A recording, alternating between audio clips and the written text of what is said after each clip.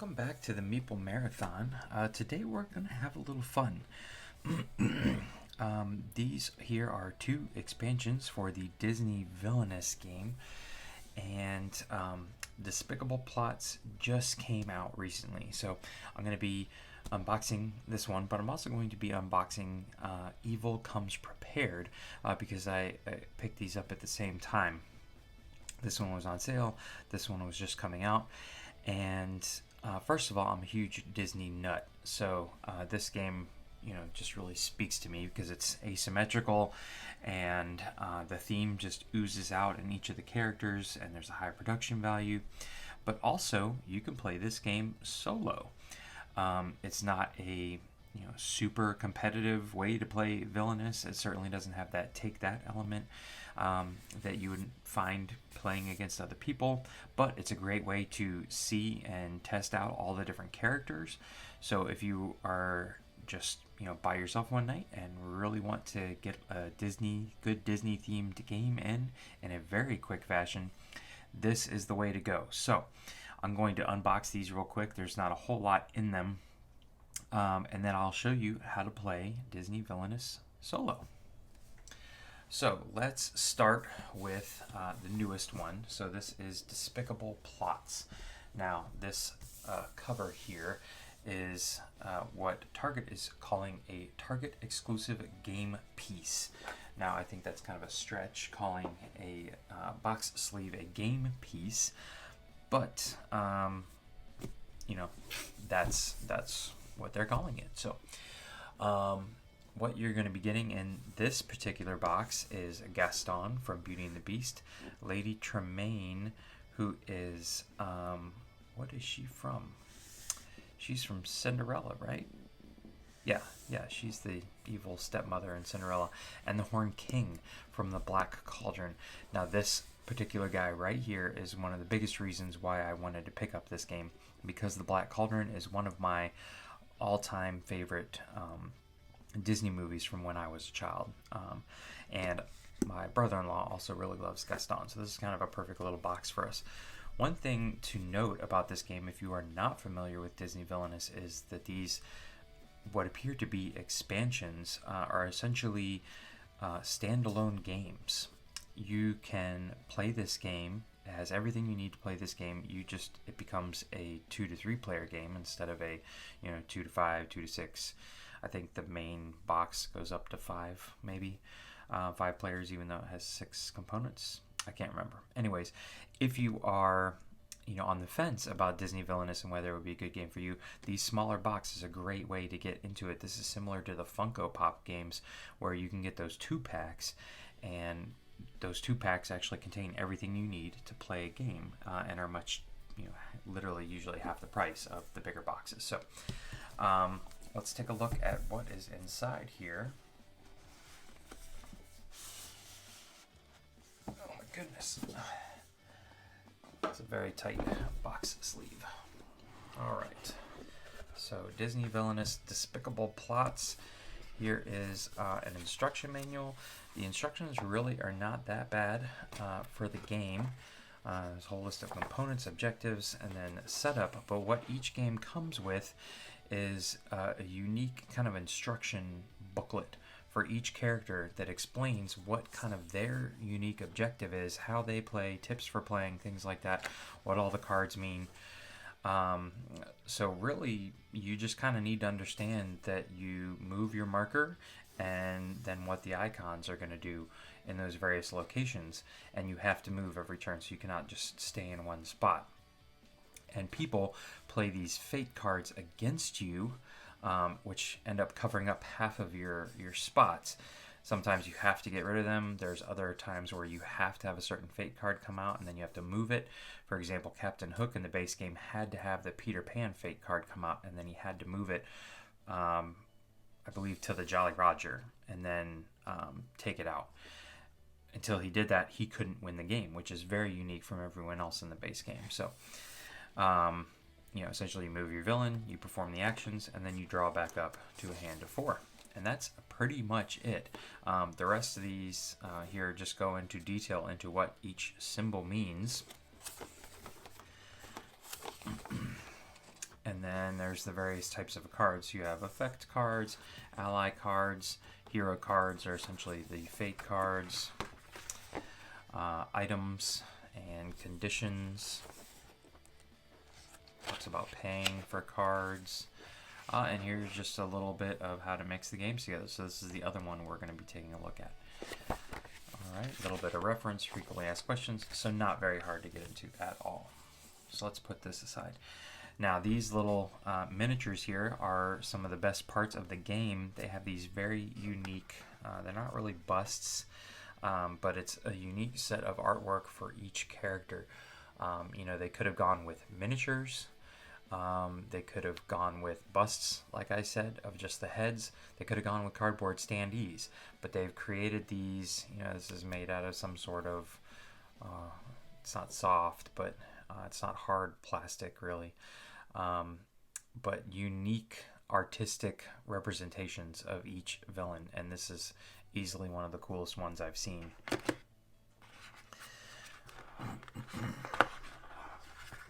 So that was the Horned King from the Black Cauldron. Here is Lady Tremaine from Cinderella. I guess this is supposed to be her hair. I'm not really sure. See, in my opinion, this one isn't nearly as cool as the Horned Kings. So there's Lady Tremaine. Well, maybe this has to go in this other way. Yeah, okay. And then we have Gaston, who literally is like his bronzed chest, which is just very fitting.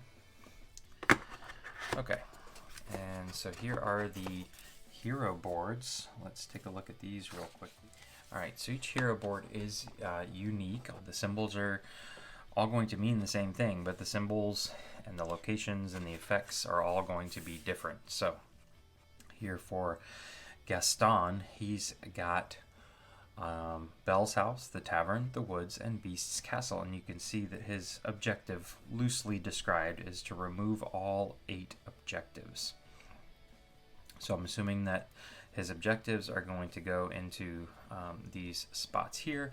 I don't know how he gets rid of those objectives, but that's how he wins the game. And don't I deserve the best? Okay. So here is Lady Tremaine. Her objective is to marry Drizella or Anastasia to the prince. Above all, self-control. Okay. So she's got Cinderella's room, the music room, the castle, and the ballroom. I'm guessing that Drizella and Anastasia are allies, so we'll probably be placed in down to the bottom here, and then the prince is probably a fate card that would get slotted in up here. So she wants to see a certain fate card come out, and then she probably has to align the two in various ways and then do something. I'm not sure what that is. Maybe have a special card that says get them married, but that's her objective. Again, very unique from Gaston's. And then here is the Horned King. He needs to have the cauldron born in each location. So again, I'm not really sure how he gets to that objective, but more of a Fair Folk Kingdom, dungeons, and the throne room. All right, so we have some of the instruction manuals along with some unique cards here. This is interesting. I'm not really sure what these are for. Okay, all right, so this is like a cardboard card here. The Black Cauldron. At the start of your turn, discard 1 cauldron born from any location. Flip this tile to the power of the Black Cauldron. So we flip it over. On your turn, before you move, you may pay 2 power to replace an ancient soldier in play with a cauldron born from your hand. You may only do this once per turn. So obviously, I guess this is going to be moved around. I'm not sure. But how you figure that out is by taking the little instruction manual that is provided for each villain. So here you can see it has a special setup. You're going to place that tile to the side of the realm. Once you claim it, set it above your portrait on your player board with the Black Cauldron side showing. So to claim the Black Cauldron, you need these 3 cards. powering the Black Cauldron, you need these two. So you can see that just a quick read gives you everything you need to know for learning how to go about completing his objective. Gurgi's sacrifice flips the power of the Black Cauldron back to the Black Cauldron, while on the Black Cauldron side is showing the Horned King discards one Cauldron Born in play. So that is the Horned King's instructions. Here you can see here is Gaston's. So again, he's going to come with these special tokens, which are objective tokens. He needs certain cards, effect cards, to remove those obstacles. You can also do it with an ally. And basically the fate cards are going to replace those objectives. And then here is Lady Tremaine. So let's get this open. Alright, so the ballroom is locked to her at the beginning, so she needs to do something to unlock the ballroom. And then the prince must be played from her fate deck to the ballroom, which must be unlocked to play Invitation from the King. You must move Ball Gown Drizella or Ball Gown Anastasia to the ballroom. Whew. Seems like she's got the most to do, doesn't it? So not only do you have to get Anastasia, you have to get her into a ball gown, then you have to get her to the ballroom, get the prince out. Trapped key. So there you go. That is Lady Tremaine, and then each person will receive one of these, which is just a handy-dandy way of letting you know what the symbols all mean. And this side also is really nice because when you are playing competitively, this tells you what your opponents are essentially having to do. So when you are playing fate cards, or if you're having to keep an eye on them because they might be advancing faster than you, you know what their objectives are. So it doesn't go into detail like these do, but as the other players, you at least have a general idea of what your opponents are trying to go for, especially if you've never played the game before. All right, so we've got a deck of cards, and each one of these has a really nice unique artwork back on them, so you can keep them separated. So there's Gaston, and then here you have your tokens, which for the most part these are going to come in every game. This is not a first player token. This is a I was just fated token. So if you're playing with more than 2 people, if you fate someone, you give them this token. That means they cannot be fated again until someone else is fated. It keeps you from picking on particular players. Then there's these lock tokens. 3's the only one because there's only one location that's ever already locked. Here's that locked key that goes for Lady Tremaine. She's got a couple of those.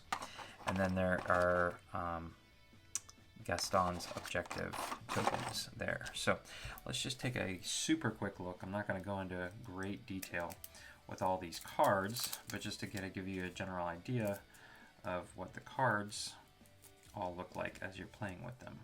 Again, everything in this game has excellent artwork to it.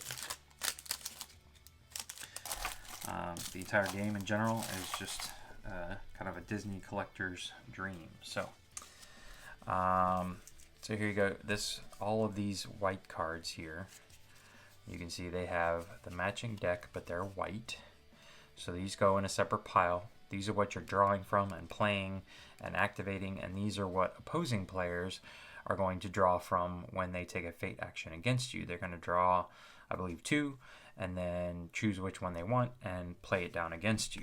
So they might play Belle, where no obstacles can be removed while Belle is in play. Maurice, when Maurice is played, find and play Maurice's invention to Maurice's location. So that's probably in here somewhere. Maurice's invention, all allies in the same location as Maurice and his invention lose 1 strength. Allies being allies to the villain. Beast, when Beast is played or moved, any allies out of Beast's location, move any allies out of Beast's location to any other location. When Beast is vanquished, remove all obstacles from Beast's castle.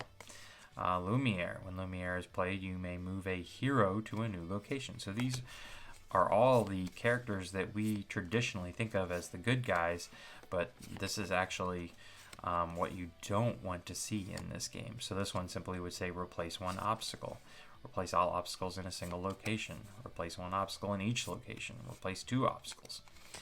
So not all of them are cards that are going to go onto his board. So then for Gaston's side, you can see that he has cards like Le Fou. You put him out, and then it says when performing a vanquish action in Le Fou's location, all allies are returned to your hand instead of the discard pile. Okay. This guy, whose name is in French, pay 2 power to remove 1 obstacle. A mob is going to give you strength. Now this up here is what you have to pay for it to put it down, to actually play it. You're going to draw a certain number of cards in your hand at the beginning of every turn, but then you have to pay this power, which you will collect at the beginning of or you'll collect at your various locations. But then like this mob has a strength of 4, and so if you had mob plus the wolves, gain +1 strength for every other wolf card in play. Okay, right now if you have both these allies at a location, you would have a strength of 5. And if we look back over here at these cards, if we find a hero card, Belle, for example, only has a strength of 2, so she's not hard to get rid of. Whereas the Beast has a strength of 6. So you have to, I believe, meet or exceed the value of the hero you are trying to get rid of. So that's how you get rid of cards across from you. You need allies. So we've got things like wolves here, 5 dozen eggs attached to an ally. That ally gains +2 strength. Hunter's Instinct, defeat a hero with a strength of 3 or less. So this is just an instant effect card. Like you can get rid of Belle that way. Intimidating, reveal cards from the top of your villain deck until you reveal an ally. Place that ally in your hand, discard the rest. Swoon, and as you can see, all these have really amazing artwork on them. Time to follow me, perform a move, item, or ally action. That's a gold card. So yeah, these are all of Gaston's cards that he's going to be using to try and advance and complete his objective. So let's take a look at Lady Tremaine. Okay, so like before, Lady Tremaine has 2 separate decks. Her heroes are obviously Cinderella, the Fairy Godmother, and there's the Prince. So when the Prince is revealed, you must play him immediately to the ballroom, even if it's locked. So like you said before, you're going to be drawing 2 as the opposing player. If you draw the Prince, you have to play him. You cannot hide him knowing that the Lady Tremaine person's objective is to get the Prince out and get him to the ballroom. But some of the mice here, Ball Gown, Cinderella, Bibbidi Bobbidi Boo. So there's some of Lady Tremaine's fate cards. And then on her side, she has, for example, Drizella, her daughter, or Anastasia. And then here's a Ball Gown, Drizella, and Ball Gown, Anastasia. Lucifer, Invitation from the King you need, and Wedding Bells. So a lot of her cards are probably going to be doing things like, locking up a hero. There's probably some in here where you're actually going to look through your deck and pull out heroes. Look through your fate deck, in fact. During your turn, if another player discards... No. Here, shuffle your fate discard pile back into your fate deck. Look at the top 4 fate cards and replace them in any order. Things like that. So that is Lady Tremaine. Let's take one quick look at the Horned King. Alright. So Terran here. Gain +1 strength for every other hero at Terran's location. Henwin the Pig. Prince Alonwi. Flutterflam. Fairfolk. Gurgi. Awesome. Dolly. The Witches of Morva. Dernwin Reunited. Oh, I love this movie. Gurgi's Sacrifice, so sad. Gurgi's Happy Day. Okay, so that was all of the Horned King's fate cards. Just to look at some of the artwork. And then here are his ally cards. Some of his allies. Guard Dog, the Cauldron Born. So these are the ones you want to have out, I guess, at each location. I guess you have to have 4 out to win the game. Ancient Soldiers. And so, for example, this one you would actually put at a location and it gives you an additional symbol to activate. when you go to that location. So, visions, show me the Black Cauldron, Pig Eater.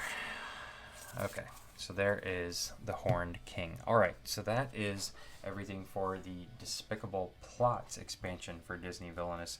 Now let's take a quick look at Evil Comes Prepared. Okay, so here is Evil Comes Prepared. This is another great set of characters. All three of these characters I'm looking forward to just testing out in the solo mode. So Yzma is from Emperor's New Groove, which I think is hilarious to watch as a movie. Scar is from Lion King, which is a classic, and Ratigan is from another great classic Disney movie from when I was a child. So three excellent villains here in the Evil Comes Prepared expansion. So we have just about the exact same rule book, other than you can see that the components listing and the pictures on the inside are different because there's different player boards, but other than that, this is going to be almost exactly the same. So here are again the very artistic player pieces. Again, these are really just movers that you use to move back and forth across your villain board, but are excellently well done. Here is Scar, kind of that elephant graveyard flaming head Scar. And Radagast, which is his cape and kind of top hat thing.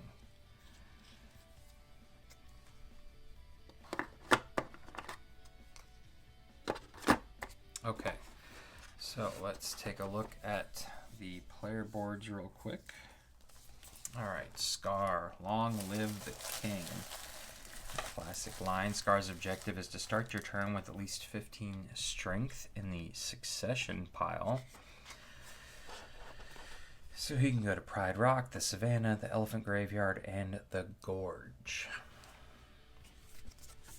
And then we have Ratigan from the Great Mouse Detective. Ratigan's objective is to place Ratigan objective tile here. Okay, so I don't really know what that means, but Secret Lair, Flaversham's Toy Shop, Big Ben, and Buckingham Palace. And Yzma, defeat Cusco using Kronk. Awesome. The Palace, Pacha's House, the Jungle, and Mutka's Meat Hut. Alright, so here again are the instruction manuals. Looks like this one also comes with a unique tile for Ratigan. So start your turn with the Robot Queen at Buckingham Palace. Ratigan's objective. Okay. Ratigan the Giant Rat. Defeat Basil. Okay. So let's just take a quick look at his villain guide here. See if it tells us. Ratigan's objective can change if the Robot Queen is discarded from your realm. Your new objective is to defeat Basil. Place Ratigan's objective tile on the left side of the board. Okay, so that's why it read place objective tile here. So the superior mind is showing. Okay, so you've got the Robot Queen, which can be getting rid of probably with other ally cards. If so, you want to get the trap out and defeat Basil. Okay, so there's Ratigan. Here is Scar's villain guide. He is, you may defeat other heroes before defeating Mufasa. However, they are discarded to your fate discard pile instead of being put into the succession pile. Okay, so he basically is going to be defeating heroes the entire time and adding them to a pile, whereas the total strength needs to equal or exceed 15. So Mufasa, for example, has 6. So you're a third of the way right there. Controlling your fate, succession pile. Succession pile is not considered to be in your realm. The abilities of heroes in the succession pile are ignored and no cards can be played directly to the succession pile. So there you go. He's all about just straight defeating people. And here is Yzma. So special setup, instead of having a single fate deck, Yzma has 4. Shuffle your fate cards and deal them evenly to form 4 fate decks, 1 at each location. Place them above your board, leaving space for heroes. So that's interesting. Finding Cusco, controlling Kronk. Yzma's Fate. When an opponent targets you with a Fate action, you must choose one of your Fate decks, secretly look at all the cards in it, and choose one card to play. If they choose to play a hero, that hero must be played to the location of the Fate deck it came from. Interesting. So she's going to be interesting to play solo, and I'll explain to you why in just a minute when I explain how the playing this game solo works. So again, we've got some card work with unique card art and colors. Lots of brown tones, but here Yzma's should be a nice fun purple color. And then here we have, for this expansion, basically just a whole bunch of power tokens and then one fate. I've been fated tokens, so there's no other unique tokens for this game. Alright, let's take a quick look at these cards and then I'll show you how to play this game solo. Alright, so for Yzma, we of course has Pacha on the run. Beware of the group. Kuzco. I was about to say Kuzco's got to be in here somewhere. If Kuzco is discarded, shuffle him and all of Yzma's Fate decks together. Deal the cards as evenly as possible to form 4 new Fate decks. Okay, Wrong Lever, Peasant, Chicha, Tipo, Chaka. Okay, and so for Yzma, I just want to see Kronk, Right Hand Man, Pull the Lever, Ferocity, Beauty Sleep, Imperial Guards, After Them, more Beauty Sleep, Fake Funeral, the Dagger, Smash It with a Hammer. Oh, this game is just so much fun to play. There's Kronk. Kronk is not discarded when he is used to defeat a hero. When Kronk is moved, put 1 power from the supply on him. When there are 3 or more power on him, put him at the top of your board. He is treated as a hero. Interesting. Okay, so there is a little bit of Yzma's deck. Let's take a look at Scar's deck. So there's Scar's card. That's pretty cool. Like Mufasa, then Lion Paw, then Hyenas, then the Elephant Graveyard, then the Stampede.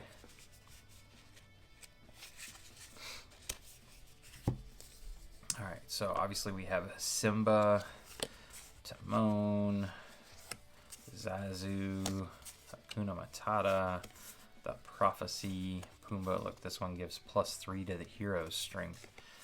Pumbaa, making them even harder to defeat. Nala, Rafiki, more prophecy cards. There's Mufasa. When Mufasa is defeated, put him into the succession pile. All heroes you defeat are put into the succession pile. Sarabi. Anybody else I'm missing? I think that's most of the characters. Alright, so that was Scar's Fate deck.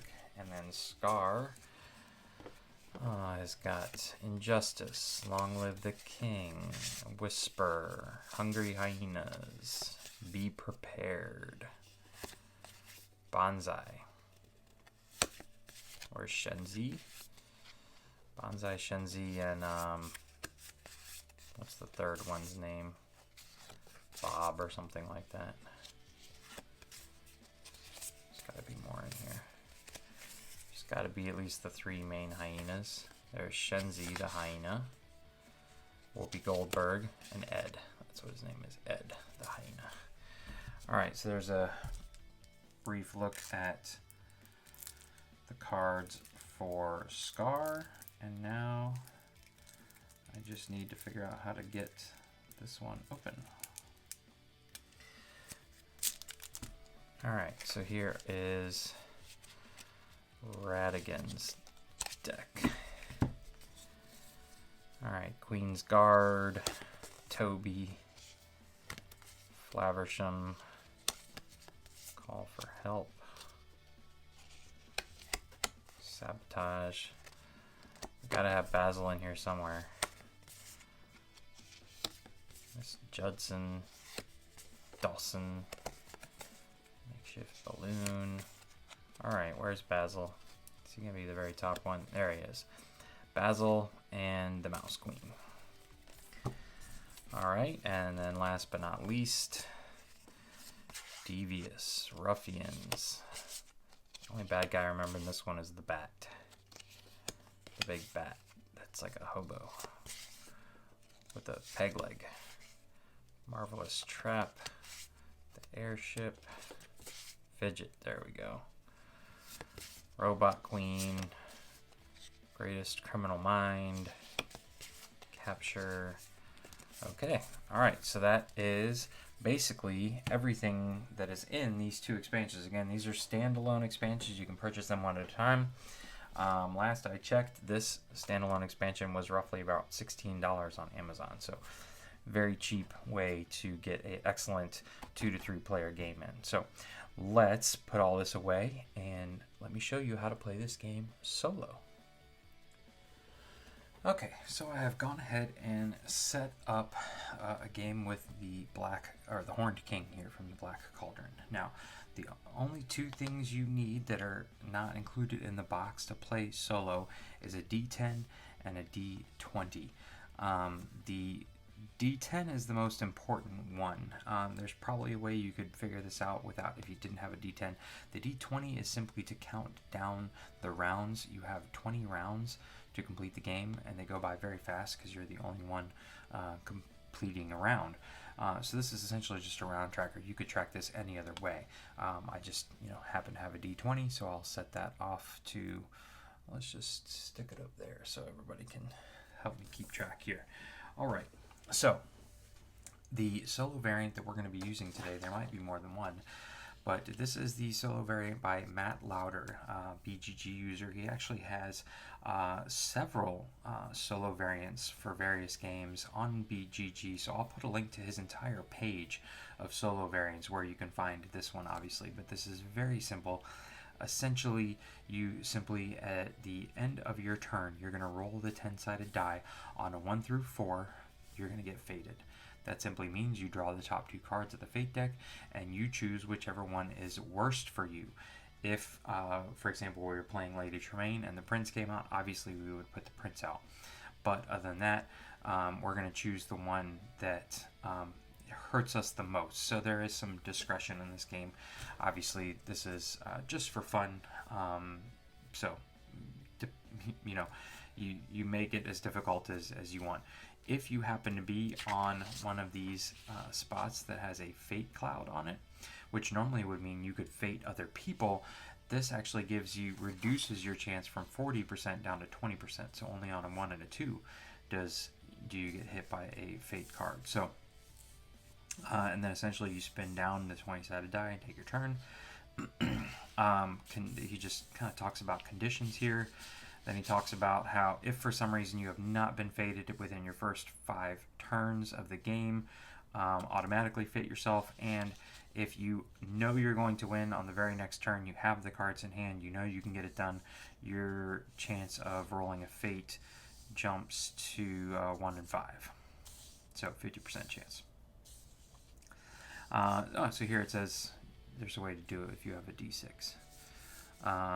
Okay, so that's, like I said, it's very simple, but it gives you a chance to play through the game almost like normal. The only thing that's missing is having to A, wait for other players to take their turn, and B, the other players choosing how to activate. But as long as you say to yourself, all right, I'm going to, when I draw from this deck, do the worst thing that could happen to me, then you're good to go. So, all right, a very, very quick kind of how to play for this game. So I'm going to put this right up here so you guys can see it just for a minute.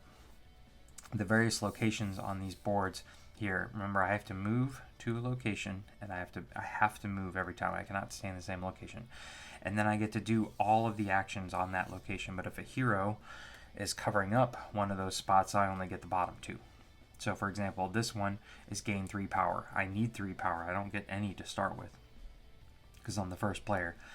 So like this is probably the first space I'm going to go to first couple times. Keep bouncing back here to get power. But here I'm going to get power. That's essentially the in-game currency to pay for the cards.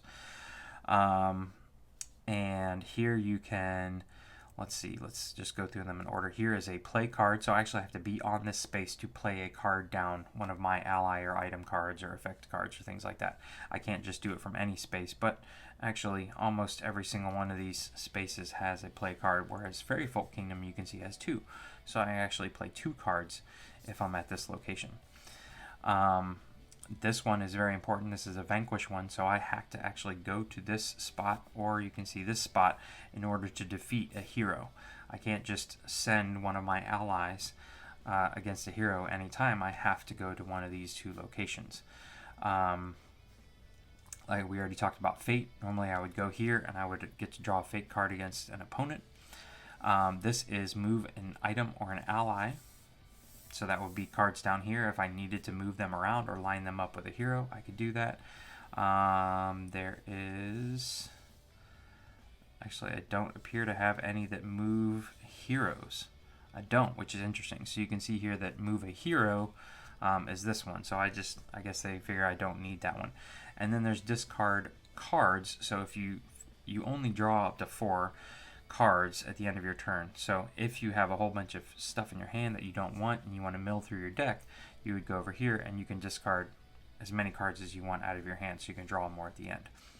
One thing to note for the Horned King is he has no activate symbols, which you can see here.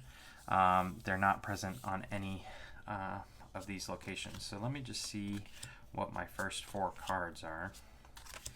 1, 2, 3, 4. See if any of them... Okay, so yes, what I'm going to need to do is play Ancient Soldiers, which by playing Ancient Soldiers down this location gains the activate symbol.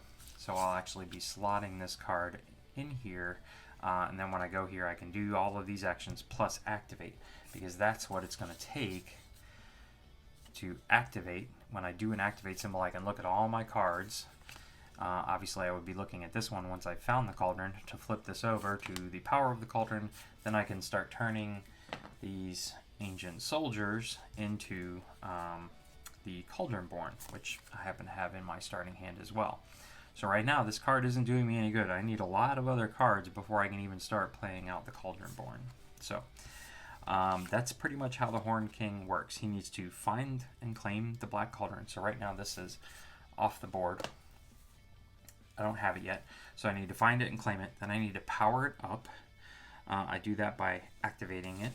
And then I need to turn my Ancient Soldiers into Cauldron Born. Obviously, the Fate deck is going to try and stop me from doing that. So, without further ado, let's just go ahead and get started here. Like I said, I need money to pay for things, so I'm going to go here. I'm going to take 3 Fate, or 3 Power, sorry. And the other symbols here are vanquish. There's nobody to vanquish. And then play 2 cards.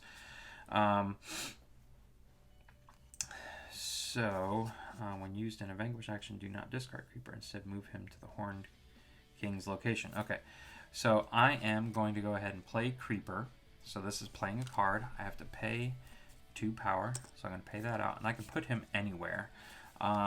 So it really doesn't matter. Let's just stick him here. So I can put him there like that. Okay, so now he's out there. He's only a 1, but I can stack other allies on top of each other. Essentially it's giving me a head start on having allies out to get rid of the heroes, because the heroes are going to mess with me. I now have 3 cards in hand, so I'm going to draw 1 back up to 4, and now we are going to roll this 10-sided die. Alright, so it is a 7. That's a miss. Remember, we're just worried about 1 through 4. So I don't get fated. And we tick this down to a...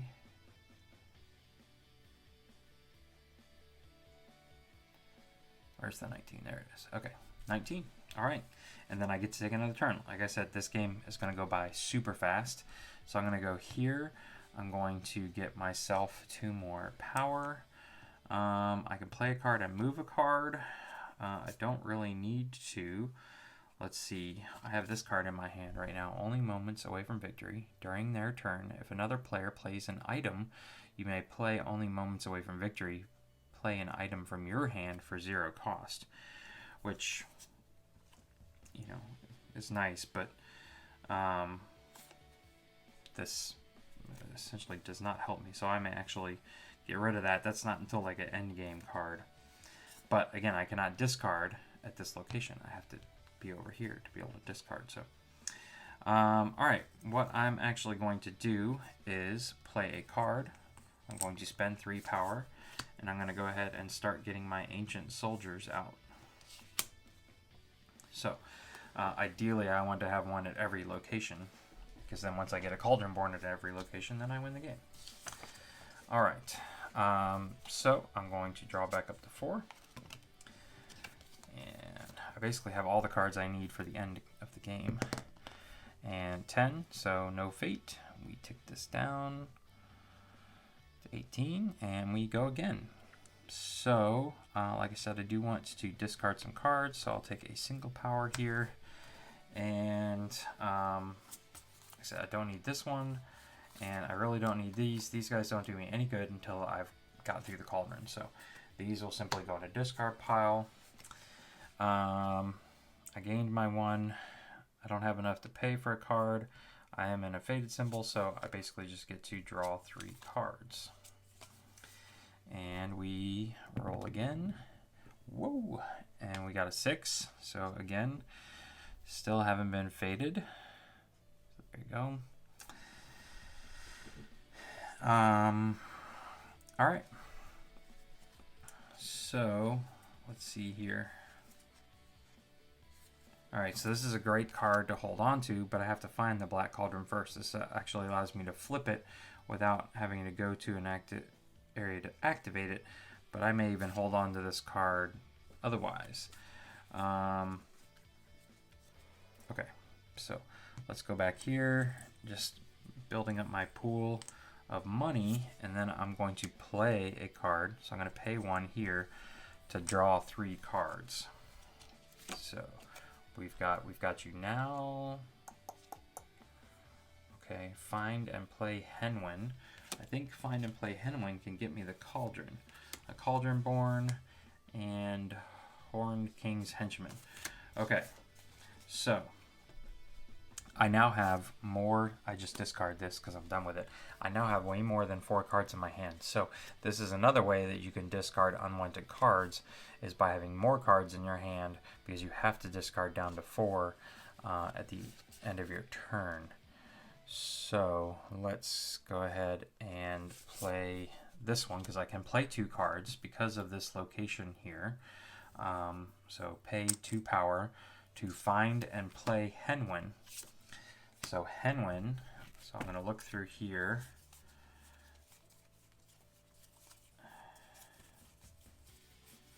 And I can play Henwin anywhere I want. While Henwin is in play, the Horned King cannot play effect cards. Okay.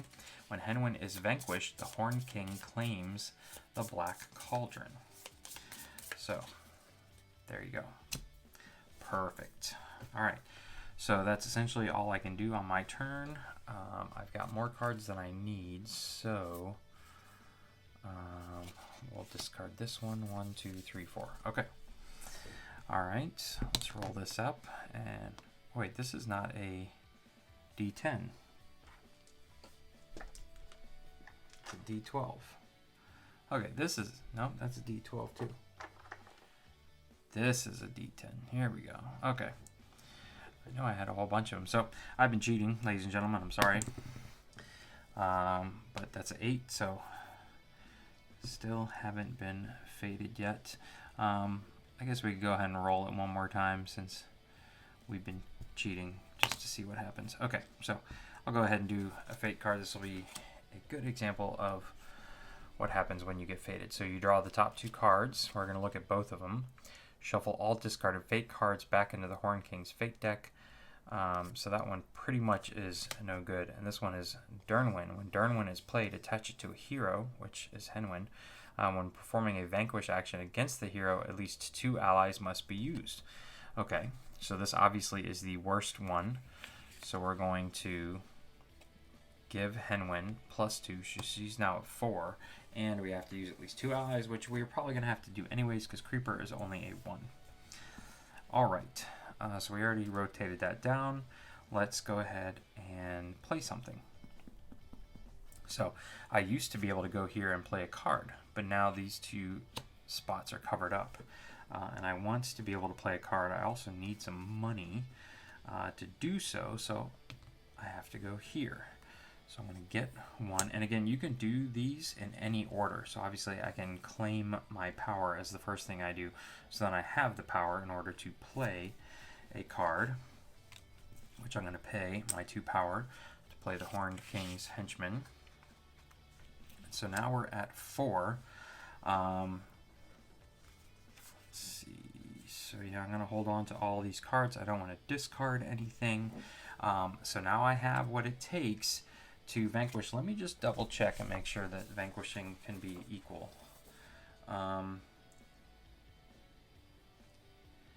Each ally here has a strength which may be modified by other cards in the realm. The ally must have a strength equal to or higher than your strength. Okay, so I'm meeting the criteria now to defeat Henwin with Dernwin. I just need to get to a vanquish spot, which is here or here. Okay, so my turn's done. I'll draw back up a card, and we will roll this. So we're going to get faded again. And whoops, we should draw 2 of these. So I believe in you. The Horned King must discard his hand, then draw 3 cards from his villain deck. That's not cool. Or Gurgi. When Gurgi is defeated in a vanquish action, shuffle him back into the Horned King's fate deck. So now this is interesting. This one is actually worse, simply because I know what's in my hand. Other people may have a general idea if I'm acting excited. So I'm actually going to discard Gurgi here and play I Believe in You. That's going to force me to discard my hand, like I said, and then draw 3 new cards. Okay. So we've done that. This ticks down. So we made it to round 15. I have been faded, so I'm not going to automatically fate myself. Okay. So I need to do a vanquish action. Oh,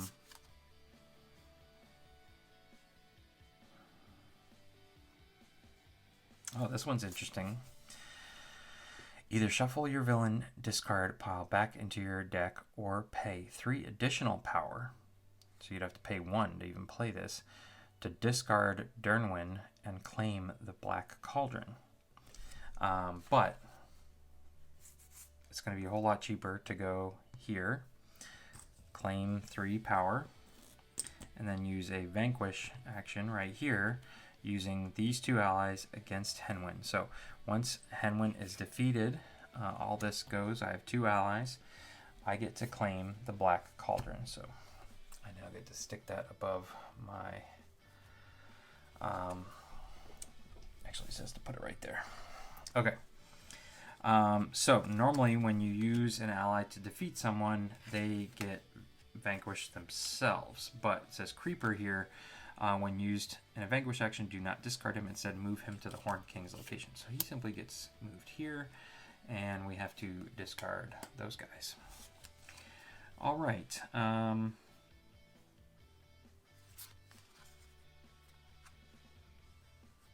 then I can play a card while I'm here.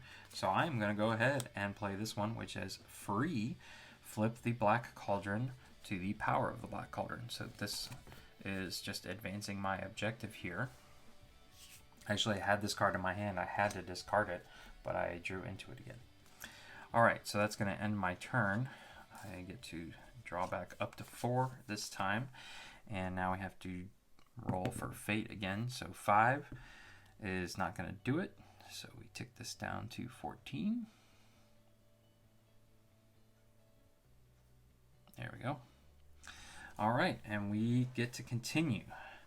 So now at this point, I need to start activating the Black Cauldron, but I also need Cauldron Born in my hand. And every time I activate, or no, I don't need to activate it because he's flipped over. So I just simply need to, hold on, how do we get Cauldron Born?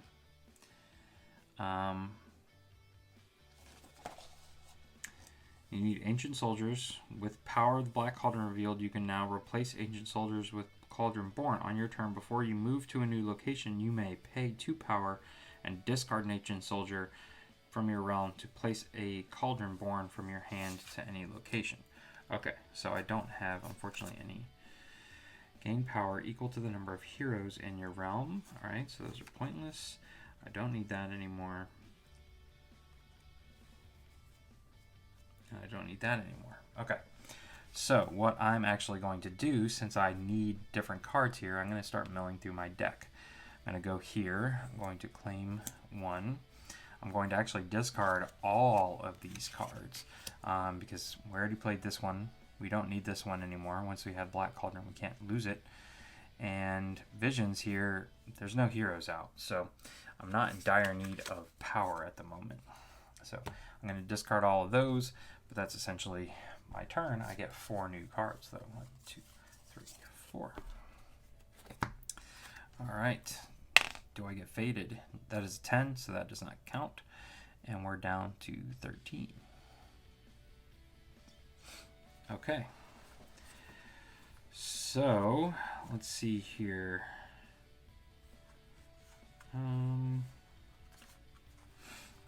Okay. So I'm going to go back here. I'm going to claim 3. 1, 2, 3. And I am going to immediately pay those 3 right back to put Ancient Soldiers in a location. Sure, we'll put them down there.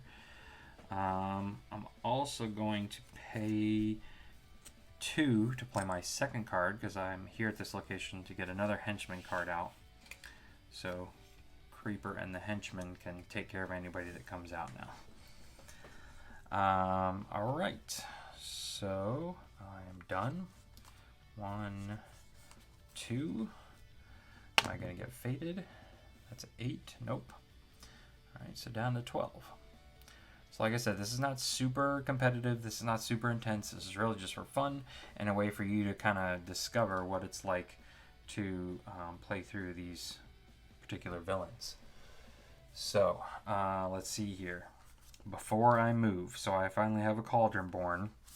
Before I move, I can pay 2 power. So it's good that I had 2 power in reserve.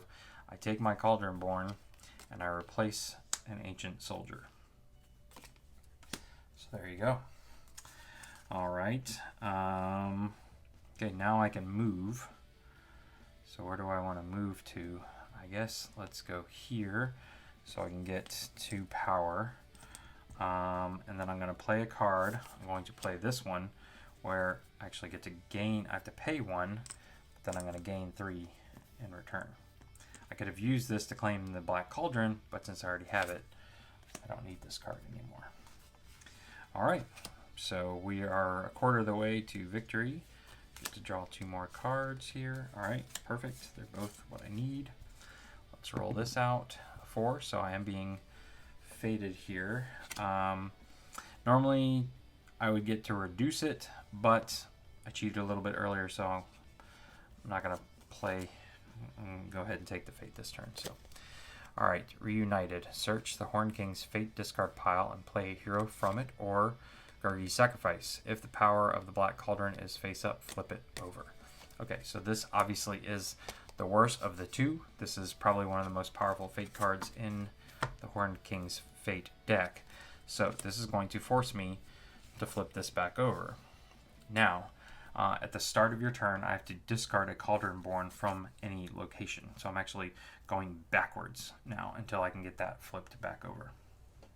So, start of my turn, I actually have to take this and discard it. So I've lost all my progress.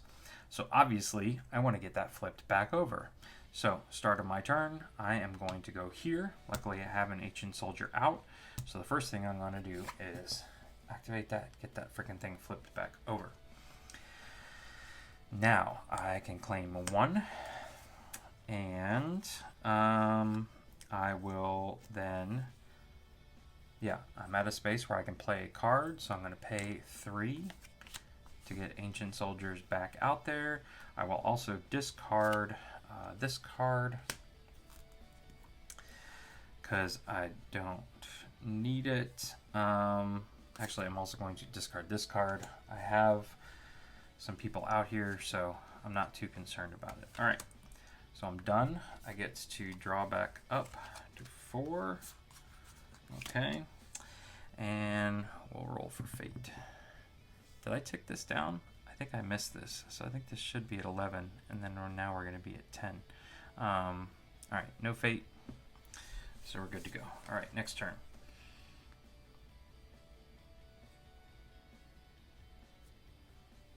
Okay. All right, so before I move, I'm going to pay 2 power. And again, we're going to, let's do this one actually this time. Replace that. Okay. Okay, so I'm going to go here. I need 3 money, which I'm going to immediately return to the bank to put that out. All right, not much else I can do. So let's draw back up. So at this point, I need to shuffle back up my cards because I need these cards because I need all the Cauldron Born I discarded earlier in the game.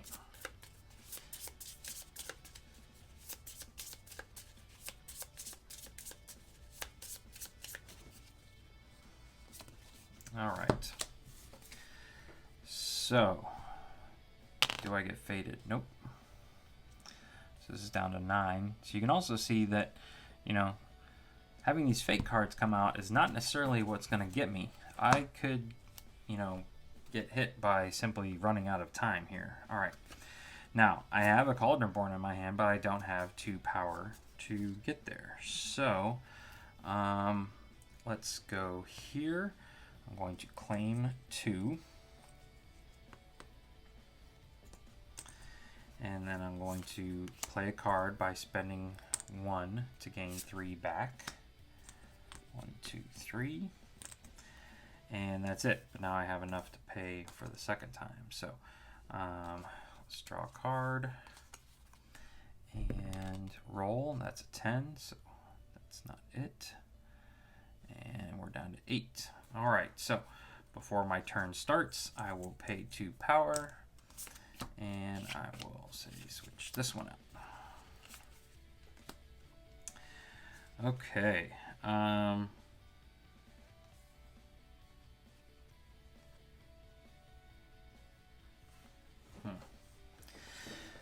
right. So where do I want to go? Let's go here. I want to be able to discard some cards. So I claim 1.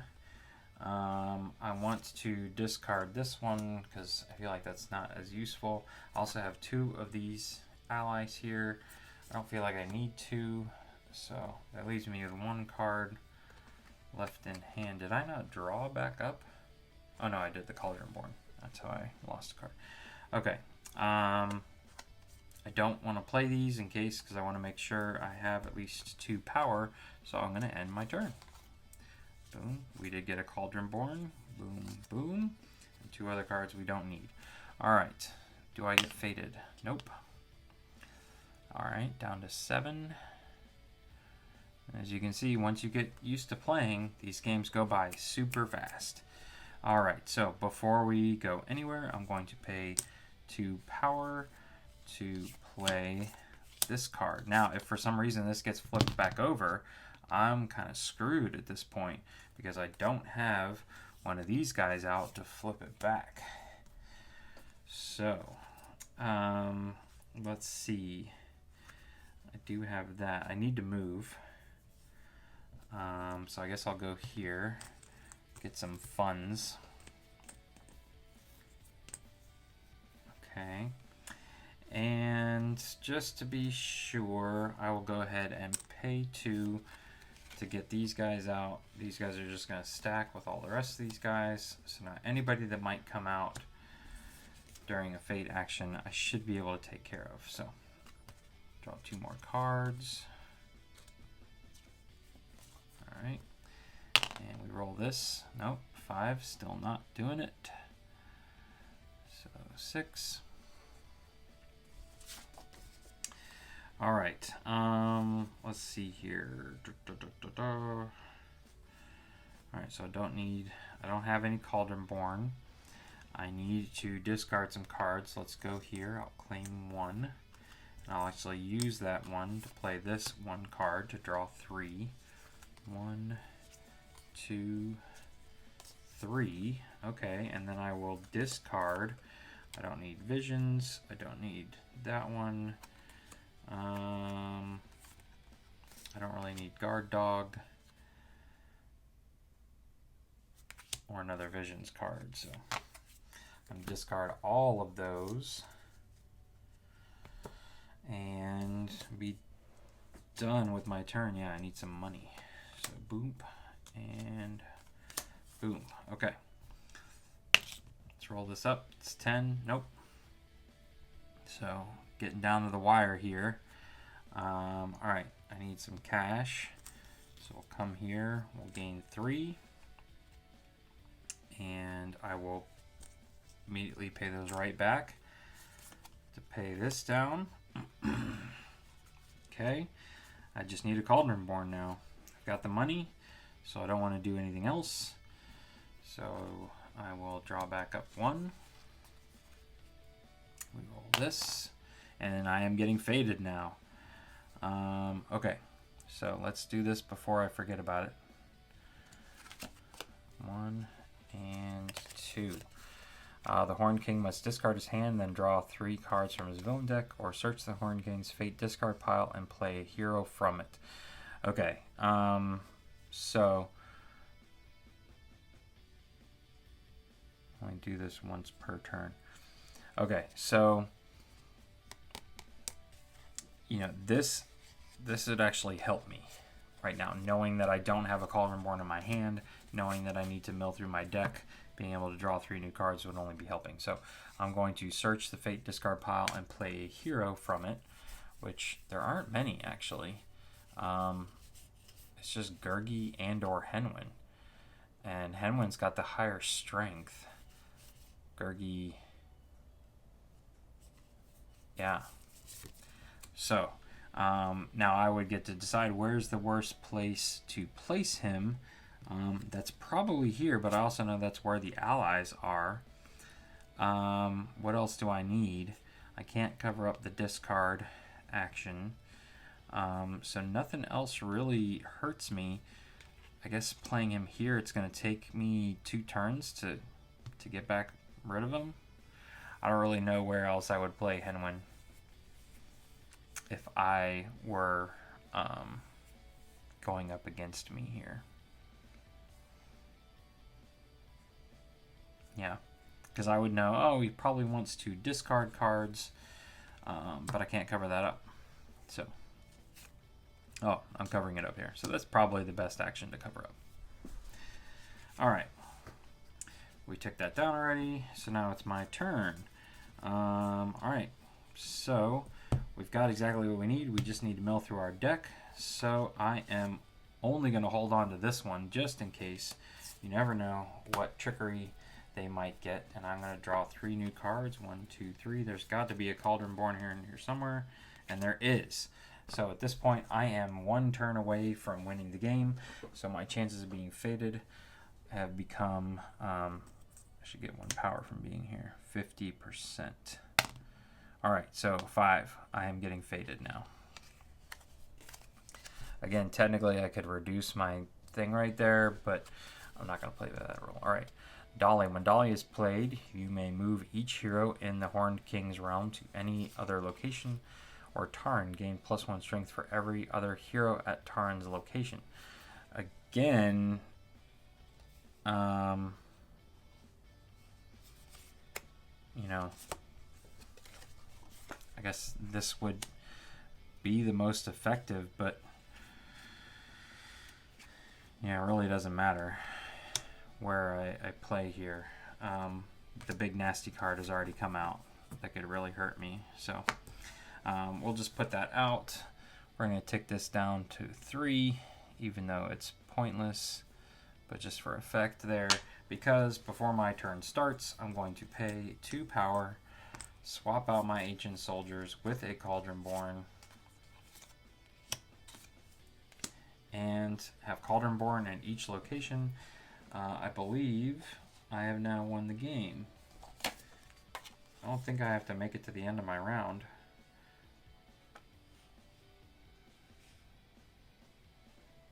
Yep. Once you have Cauldron Born in all 4 locations, you control the world and win the game. So there you have it, ladies and gentlemen. That is how you play Disney Villainous solo. This method can be used, I believe, for like 90% of the villains in the game. Matt Lauder said that there's 1 or 2 from the base game that didn't seem to work as well, and he obviously has not tested this out on all the expansions. This one is brand new, but it worked. This was not super difficult. It really was more of the 20 turn limit that was going to get me more so than the Fate deck. Obviously, I was rolling the wrong kind of die early on in the game, but I feel like I made up for that. So that is Disney Villainous Solo. If you enjoyed this video, please consider giving it a thumbs up. And if you'd like to see more videos like this in the future, including, say, hey, maybe you want to see one of these other villains get played out solo, let me know in the comment section below. Also, please consider subscribing to the channel. Once again, thanks for watching. Have a great day.